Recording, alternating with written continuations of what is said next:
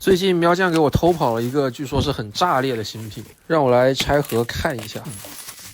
就是这么一个便携式的桌面气泵，它是由电池供电的，所以用的时候不需要插电。左边的这一块东西就是它的电池，可以单独替换拆下来用 Type C 接口进行充电，充好电直接插上就可以用。右边的这个旋钮就是它气泵的开关，一共有10档气压可以调节，不过就我体验来说，直接开到最大来用就可以了。噪音呢不可避免还是会有一些的，那接下来给它接上喷笔，实际试一下。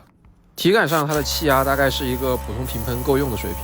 这个泵应该是自带一些储气的容量，所以它会自动停机，可以提供更稳定的气压，同时也增强续航。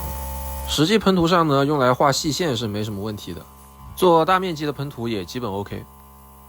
这里我拿一次性勺子喷水性漆试了一下，气压是完全足够支撑平喷出一个光滑的漆面的。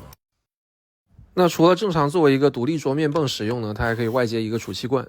这里用导气管把气泵和储气罐连接起来就可以了，然后再从储气罐这儿连接喷笔。有了储气罐上的压力表，我们就可以清楚地测量它的气压了。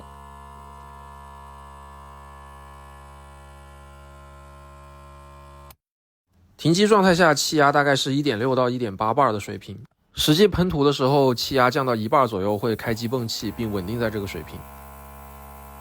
这里我拿硝基的灰补土试喷了一下，基本也是轻松就能达到湿喷光滑漆面的效果，基本上用来做日常的平喷或者阴影这些不需要太大气压的喷涂是没有问题的。当然氨基光油就不要想了，那个得要5到6 bar 的气压。根据喵酱给我的数据，它持续泵气能续航90分钟左右，在有自动停机的情况下续航时间就更久，所以对没有稳定的喷涂场地或者对便携性有较强需求的朋友来说还是比较实用的。